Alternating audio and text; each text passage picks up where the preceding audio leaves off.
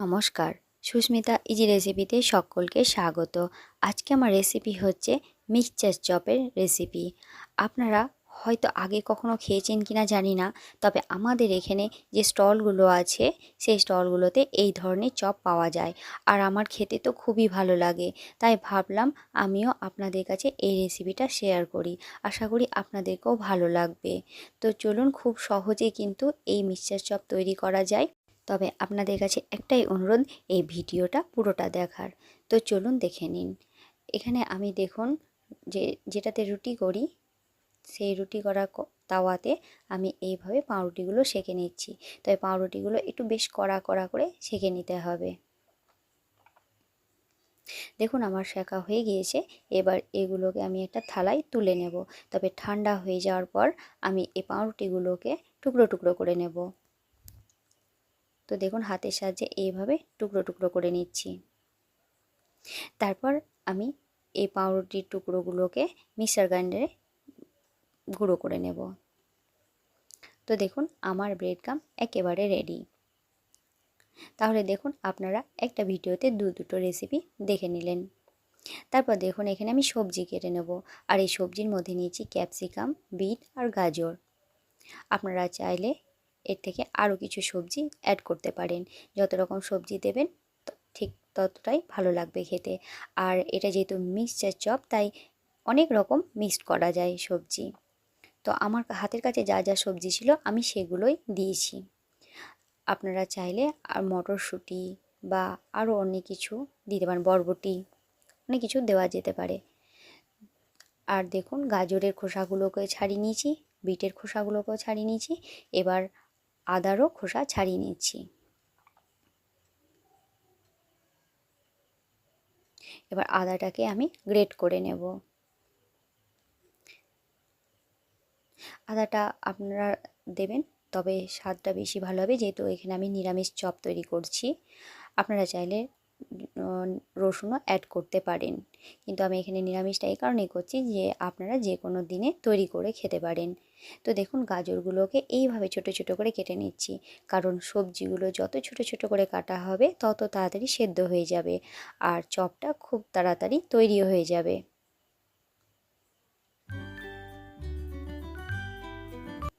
এইভাবে সব গাজরগুলোকে আমি ছোট ছোট করে কেটে নেব।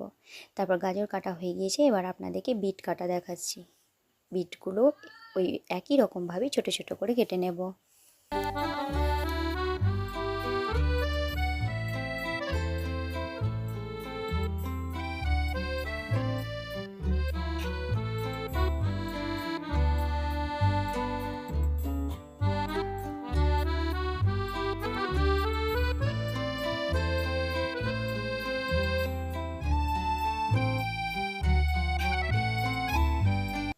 তারপর বিট কাটা হয়ে গেল। এবার এখানে ক্যাপসিকাম কেটে নেব। ক্যাপসিকামও ঠিক একই পরিমাণে ছোটো ছোটো করে কেটে নেব। আর হ্যাঁ, সবজিগুলোর পরিমাণ আমি বলছি না, কারণ আপনারা যতটা চপ বানাতে চান ঠিক সেই হিসাবে সবজিগুলো আপনারা নেবেন, তাতে কম বেশি হতেই পারে।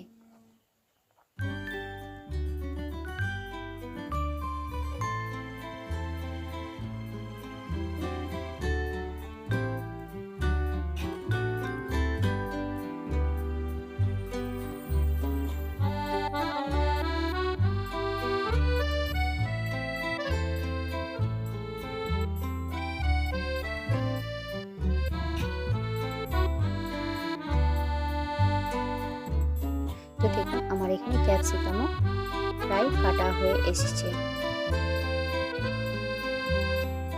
এরপরে আমি ঝালের জন্য কাঁচা লঙ্কা কেটে নেব। আর আমি কাঁচা লঙ্কা এখানে আমি একটা মাত্রই দেবো, কারণ আমার বাড়িতে ছোটো বাচ্চা আছে। আপনারা চাইলে তার থেকে বেশি দিতে পারেন। আর হ্যাঁ, এখানে এক বাটি সয়াবিন আগে থেকে গরম জলে ভিজিয়ে রেখেছিলাম, সেগুলো দেখুন ফুলে কত বড় বড় হয়েছে। আর সেই সয়াবিনগুলো এইভাবে ছোটো ছোটো করে কেটে নেব।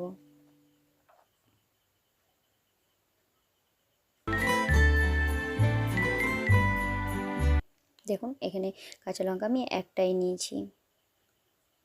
ঝালটা আপনারা তার থেকে বেশি চাইলে আরও কাঁচা লঙ্কা অ্যাড করতে পারেন। আর আদা তো আমি গ্রেট করে রেখেছি। আর এখানে দেখুন অল্প পরিমাণ ধনে পাতাও নিয়েছি।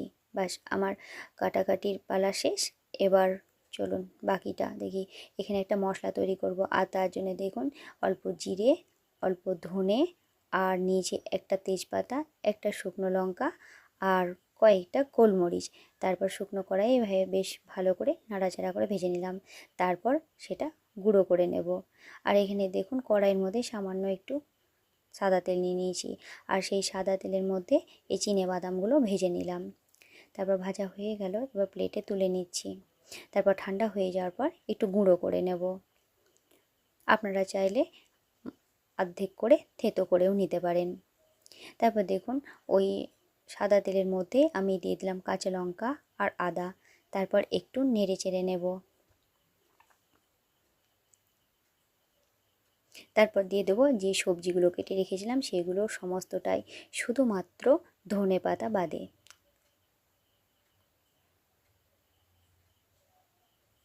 সমস্তটাকে বেশ ভালো করে নেড়ে নেব। তারপর দেখুন এখানে স্বাদ মতন লবণ দিলাম, কারণ লবণ দিলে সবজিটা তাড়াতাড়ি সেদ্ধ হয়ে যাবে। তারপর ঢাকা দিয়ে কিছুক্ষণ ঢেকে রেখেছিলাম। তারপরে দেখুন আমার সবজিগুলো সব সেদ্ধ হয়ে গিয়েছে।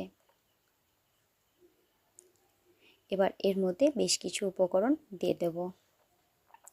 তো দেখুন এখানে আমি দুটো আলু আগে থেকে সেদ্ধ করে রেখেছিলাম, আর সেই সেদ্ধ আলুটা এর মধ্যে দিয়ে দিলাম। কারণ আলু আর এখানে অল্প একটু ব্রেড গামও দেবো, তাহলে বাইন্ডিংটা ভালো আসবে। তো দেখুন নাড়াচাড়া করা হয়ে গেল। এবার এর মধ্যে অল্প একটু মিষ্টি দেব, আর দিয়ে দেবো যে বাদাম গুঁড়ো করে রেখেছিলাম সেই বাদাম, আর যে ভাজা মশলাটা করেছিলাম সেটাও দিয়ে দিলাম। তারপরে এখানে ধনে পাতা কুচি করে রেখেছি সেটাও দিয়ে দিলাম। এবার এখানে 2 চামচ মতন ব্রেড গাম দিলাম। ব্রেড গামটা আপনারা অবশ্যই দেবেন, তাহলে ভালো করে বানানো যাবে, মানে বাইন্ডিংটা ভালো আসবে চপের ক্ষেত্রে। তো দেখুন আমার সবটাই মিশিয়ে বেশ নাড়াচাড়া করে রেখে দিলাম। এবার আমি একটা প্লেটে তুলে নেব। তারপর ঠান্ডা হয়ে যাওয়ার পর আমি চপগুলো একে একে গড়ে নেব। দেখুন এবার অনেকটাই ঠান্ডা হয়ে গিয়েছে। এবার হাতে একটু তেল নিয়ে নিলাম, তারপর এইভাবে বানাচ্ছি। তবে হ্যাঁ, চপের শেপটা আপনারা আপনাদের ইচ্ছে মতন দেবেন। আমাদের এখানে যে স্টলগুলো আছে সেগুলোতে এই ধরনের চ্যাপ্টা চ্যাপ্টা টাইপের বিক্রি হয়। তো আমি এখানে চ্যাপ্টাও বানাবো, আবার গোল গোলও বানাবো। আপনারা চাইলে লম্বাও করতে পারেন। তো এইভাবে কিছুটা বানিয়ে নেওয়ার পর আপনাদেরকে ভেজে দেখাবো।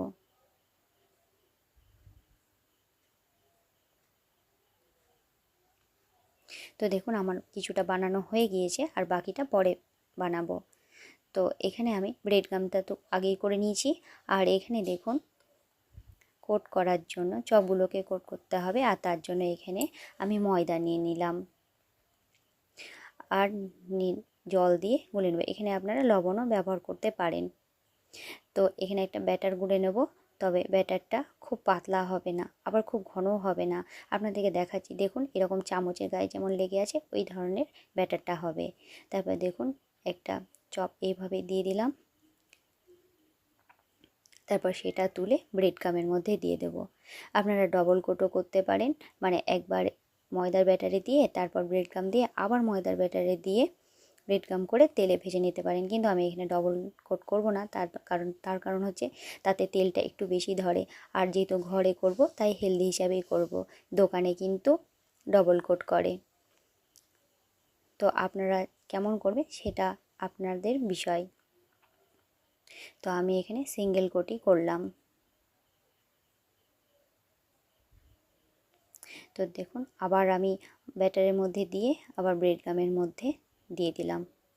এইভাবে আমি কিছুটা গড়ে নেব।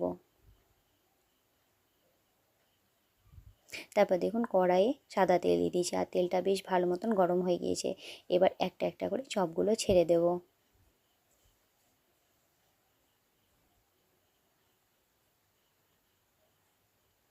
তো দেখুন প্রথমে আমি বেশি দিলাম না, অল্প অল্প করেই ভাজছি। তবে আঁচটা খুব বাড়িয়ে দেবেন না, মিডিয়াম যেন থাকে, তাহলে ভেতরটাও বেশ ভালো মতন ভাজা হবে। আর এইভাবে উল্টে পাল্টে নেব মাঝে মধ্যে। তো দেখুন আমার প্রথম ধাপের ভাজা হয়ে গিয়েছে, দেখুন চপগুলো কি সুন্দর হয়েছে। তো এইভাবে সবগুলো তুলে নেব। তারপর আবারও আপনাদেরকে ভেজে দেখাচ্ছি।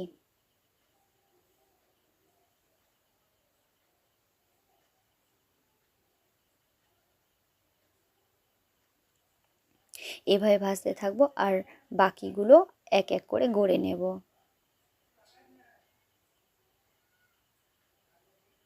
এগুলো আমার হয়ে গিয়েছে, এবার এগুলোকেও তুলে নেব। এইভাবে আমি একে একে সব চপগুলো করে নেব। করে আপনাদেরকে প্লেটে পরিবেশন করে দেখাচ্ছি, দেখুন কি সুন্দর হয়েছে। আর আপনাদেরকে একটা ভেঙেও দেখাচ্ছি যে ভেতরটাও কেমন হয়েছে। আর আপনাদেরকে অনুরোধ যে আপনারাও এইভাবেই বাড়িতে তৈরি করবেন।